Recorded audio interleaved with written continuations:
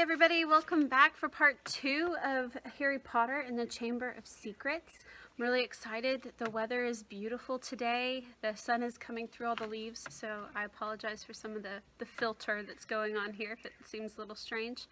But I figured it was just too beautiful to sit inside, so I'm on the porch of the treehouse today. We've got the woods behind us and this awesome tree. Today we are going to be reading chapter 2. It is Dobby's Warning. You can see little Dobby, the house elf, there. I hope everybody's doing well and enjoying the weather. We've been just playing around the house today. I got some painting on the outside of the house done. So if you see anywhere where I have little white spots all over me, it's from the house.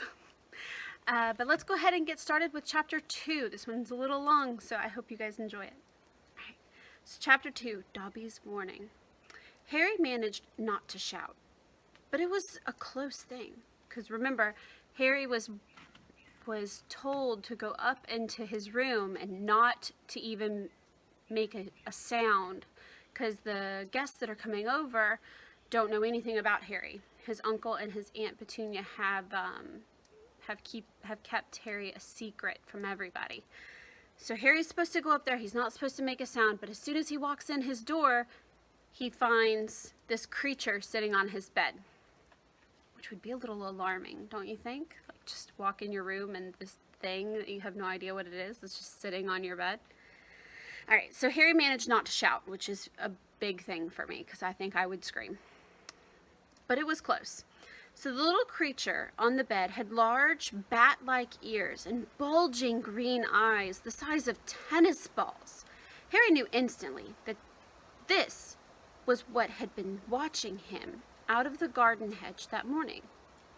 As they stared at each other, Harry heard Dudley's voice from the hall. "May I take your coats, Mr. and Mrs. Mason?" The creature slipped off the bed and bowed so low that the end of its long, thin nose touched the carpet. Harry noticed that it was wearing what looked like an old pillowcase with rips for arms and leg holes. Hello," said Harry nervously. "Harry Potter," said the creature in its high-pitched voice. Harry was sure that would carry downstairs. "So long has Dobby wanted to meet you, sir. Such an honor it is." "Thank you," said Harry, edging along the wall, sinking into his desk chair next to Hedwig, who was asleep in her large cage. He wanted to ask, "What are you?" but thought it would sound too rude. So instead he said, "Who are you?" "Dobby, sir, just Dobby. Dobby the house elf," said the creature. "Oh, really?" said Harry. I don't want to be rude or anything, but this isn't a great time for me to have a house elf in my bedroom." Aunt Petunia's high, false laugh sounded from the living room, and the elf hugged his head. "Not that I'm not pleased to meet you," said Harry quickly, "but, is there any particular reason you're here?" "Oh, yes, sir," said Dobby earnestly. "Dobby has come to tell you, sir, if it is difficult, sir. Dobby wonders where to begin." "Sit down," said Harry politely, pointing to his bed. To his horror, the elf burst into tears, very noisy tears. "Sit down," he wailed. "Never, never, ever." Harry thought he heard the voice downstairs falter. "I'm sorry," he whispered. "I didn't mean to offend you or anything." "Offend Dobby?" choked the elf. "Dobby has never been asked to sit down by a wizard like an equal." Harry, trying to say shh and look comforting at the same time, ushered Dobby back onto the bed, where he sat hiccuping like a large and very ugly doll. At last he managed to control himself and sat with his great eyes fixed on Harry in the expression of watery adoration. You can't have met any decent wizards, said Harry, trying to cheer him up. Dobby shook his head. Then, without warning, he leapt up and started banging his head furiously on the window, shouting, "Bad Dobby! Bad Dobby!" "Don't! What are you doing?" Harry hissed, springing up and pulling Dobby back onto the bed. Hedwig had woken with a particularly loud screech and was beating her wings wildly against the bars of the cage. "Dobby had to punish himself, sir," said the elf, who had gone slightly cross-eyed. "Dobby almost spoke ill of his family, sir." "Your family?" "The wizard family Dobby serves, sir. Dobby is a house elf, bound to serve one house and one family forever." "Do they know you're here?" said Harry curiously. Dobby shuddered.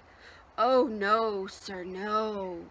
Dobby will have to punish himself most grievously for coming to see you, sir. Dobby will have to shut his ears in the oven door for this, if they even knew, sir." "But they won't notice if you shut your ears in the oven door?"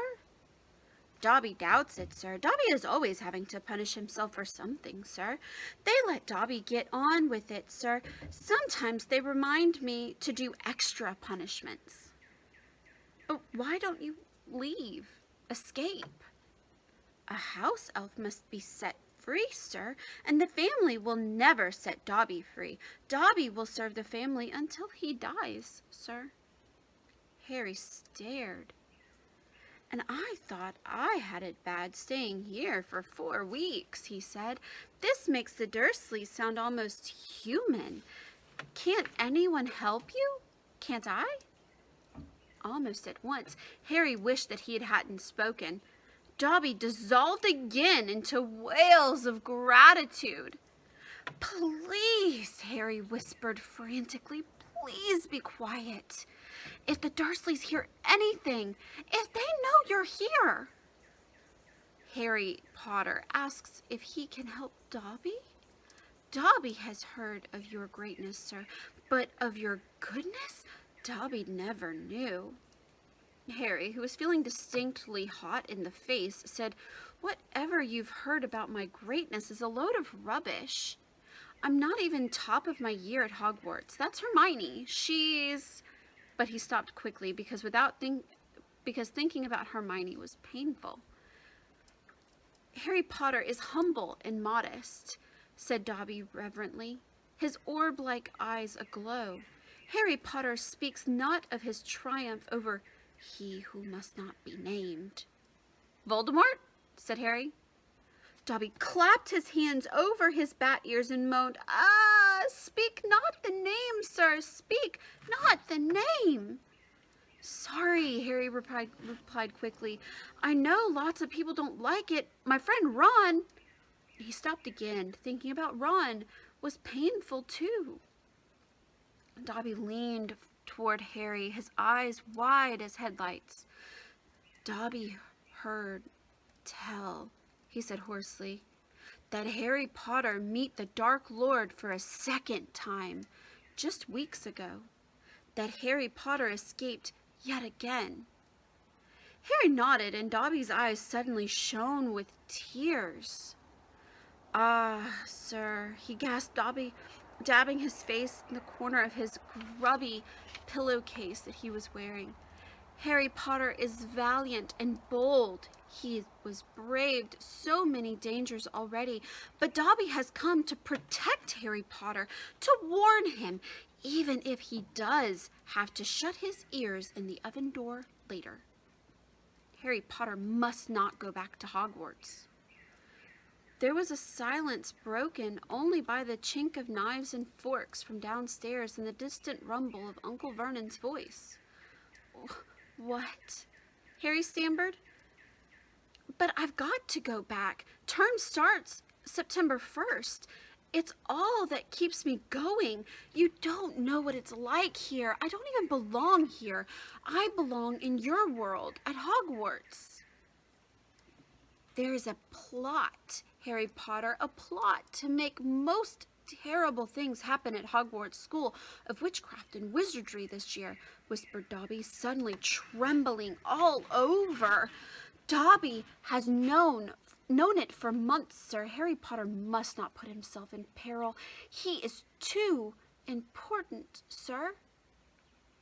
"What terrible things?" said Harry at once. "Who's plotting them?" Dobby made a funny choking noise and then banged his head frantically against the wall. "All right," cried Harry, grabbing the elf's arm to stop him. "You can't tell me, I understand, but why are you warning me?" And sudden unpleasant thought struck him. "Hang on. This hasn't got anything to do with, well, sorry, with you know who, has it? You could just shake or nod," he added hastily as Dobby's head tilted worryingly close to the wall again. Slowly, Dobby shook his head. Not the he who must not be named, sir," but Dobby's eyes were wide and he seemed to be trying to give Harry a hint. Harry, however, was completely lost. "He hasn't got a brother, has he?" Dobby shook his head and his eyes wider than ever. "Well then, I can't think of who else would have a chance of making horrible things happen at Hogwarts," said Harry. "I mean, there's Dumbledore for one thing. You know who Dumbledore is, don't you?" Dobby bowed his head. "Albus Dumbledore is the greatest headmaster Hogwarts has ever had. Dobby knows it, sir. Dobby has heard Dumbledore's powers rival those of he who must not be named at the height of his strength. But, sir," Dobby's voice dropped in an urgent whisper, "there are powers Dumbledore doesn't. Powers no decent wizard." And before Harry could stop him, Dobby bounded off the bed, seized Harry's desk lamp, and started beating himself around the eyes with an ear-splitting yelps. A sudden silence fell downstairs. 2 seconds later, Harry's heart thudding madly, heard Uncle Vernon coming into the hall, calling, "Dudley must have left his television on again. That little tyke." "Quick, in the closet," hissed Harry, stuffing Dobby in, shutting the door, and flinging himself onto the bed just as the door handle turned. "What the devil are you doing?" said Uncle Vernon through gritted teeth, his face horribly close to Harry's. "You've just ruined the punchline of my Japanese golfer joke. One more sound and you'll wish you were never born, boy." He stomped flat-footed from the room, shaking. Harry led Dobby out of the closet. "See what it's like here," he said. "See why I've got to go back to Hogwarts? It's the only place I've got. Well, I think I've got friends." "Friends who don't even write to Harry Potter?" said Dobby slyly. "I expect they've just been—" "Wait a minute," said Harry, frowning. "How do you know my friends haven't been writing to me?" Dobby shuffled his feet. Harry Potter mustn't be angry with Dobby. Dobby did it for the best. "Have you been stopping my letters?" "Dobby has them here, sir," said the elf, stepping nimbly out of Harry's reach, and pulled a thick wad of envelopes from the inside of the pillowcase he was wearing. Harry could make out Hermione's neat writing, and Ron's untidy scrawl, and even a scribble that looked as though it was from Hogwarts gamekeeper Hagrid. Dobby blinked anxiously at Harry. Harry Potter mustn't be angry. Dobby hoped if Harry Potter thought that his friends had forgotten him, Harry Potter might not want to go back to school, sir. Harry wasn't listening. He made grabs for the letters, but Dobby jumped out of reach. "Harry will have them, sir, if he gives Dobby his word that he will not return to Hogwarts." "Ah, sir, this is the danger you must not face. Say you will not go back, sir." "No," said Harry angrily. "Give me my friend's letters." "Then Harry Potter leaves Dobby no choice," said the elf sadly. Before Harry could move, Dobby had darted from the bedroom door, pulled it open, and sprinted down the stairs. Dry mouth and stomach lurching, Harry sprang after him, trying not to make a sound, and he jumped down the last 6 steps, landing cat-like on the hall's carpet, looking around for Dobby. From the dining room, he heard Uncle Vernon saying, Tell Petunia that very funny story about the American plumbers, Mr. Mason. She's been dying to hear it. Harry ran up the hall into the kitchen and felt his stomach disappear. Aunt Petunia's masterpiece of a pudding, the mountain of cream and sugared violets, was floating up near the ceiling. On top of the cupboard in the corner crouched Dobby. "No," croaked Harry. "Please, they'll kill me." "Harry Potter must not go back to school." "Dobby, please." "Say it, sir." "I can't." Dobby gave him a tragic look. "Then Dobby must do it, sir, for Harry Potter's own good."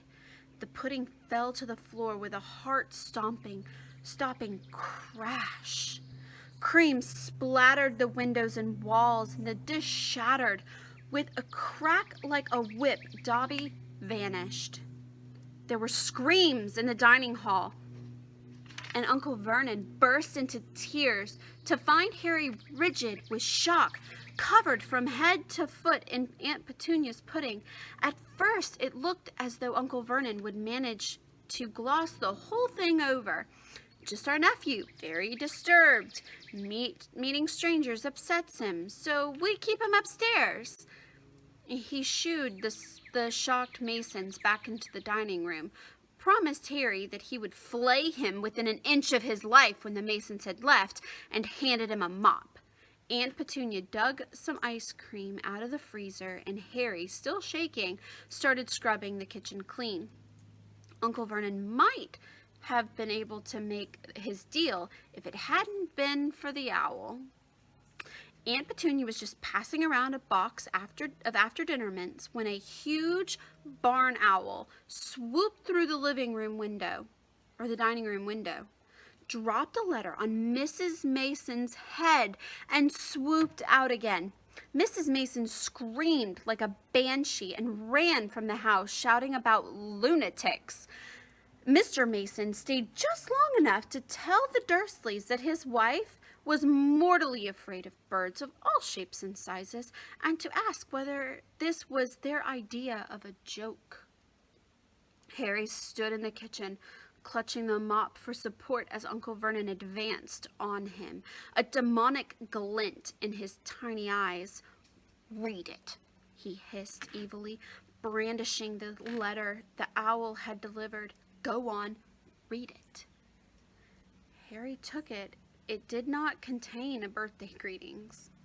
"Dear Mr. Potter, we have received intelligence that a hover charm was used in your place of residence this evening at 12 minutes past 9. As you know, underage wizards are not permitted to perform spells outside of school, and further spell work on your part may lead to expulsion from said school. Decree for reasonable restrictions of underage sorcery, 1875, paragraph C.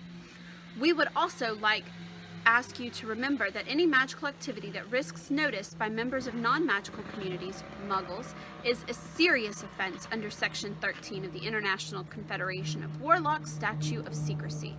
Enjoy your holidays. Yours sincerely, Mafda Hopkirk.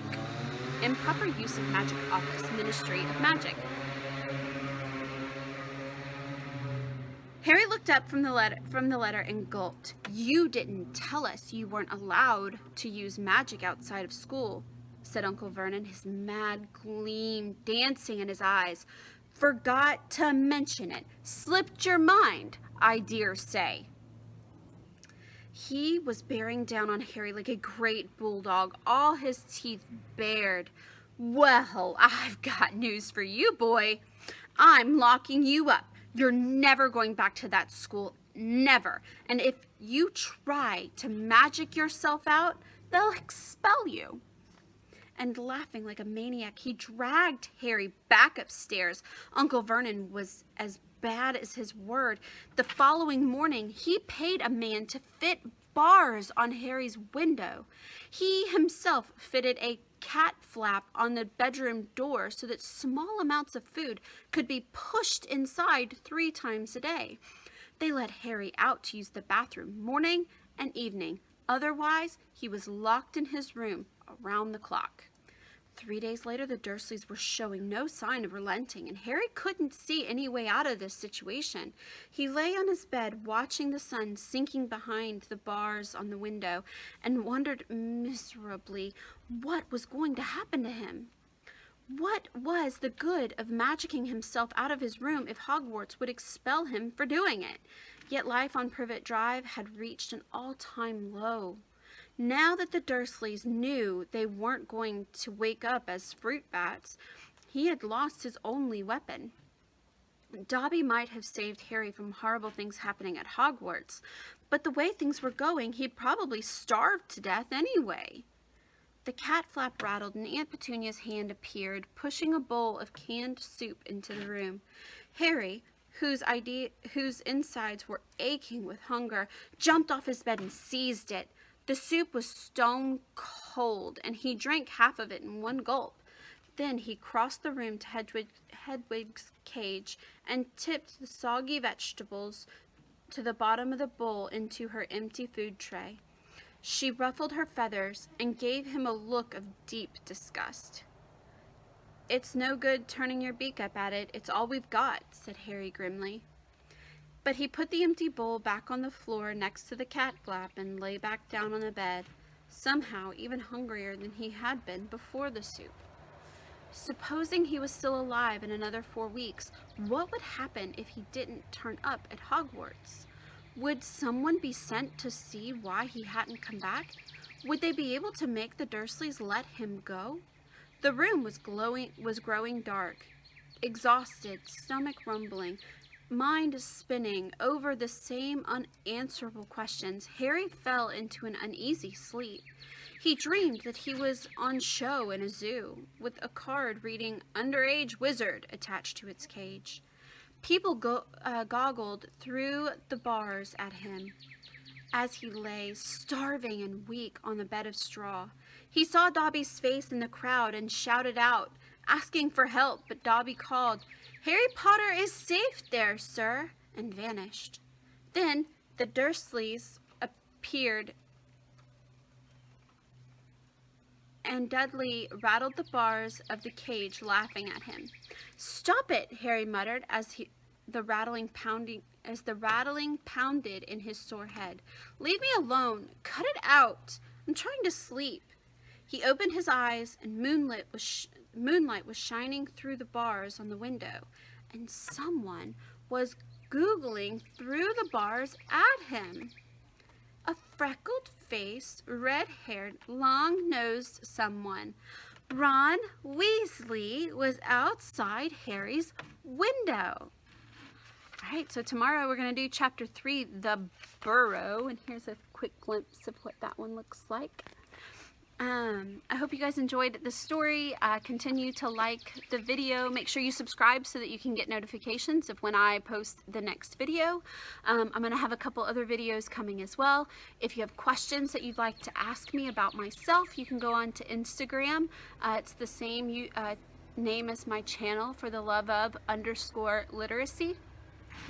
You can post your questions on there, and I will be answering them later on tonight. So thank you so much. Bye, guys. See you tomorrow.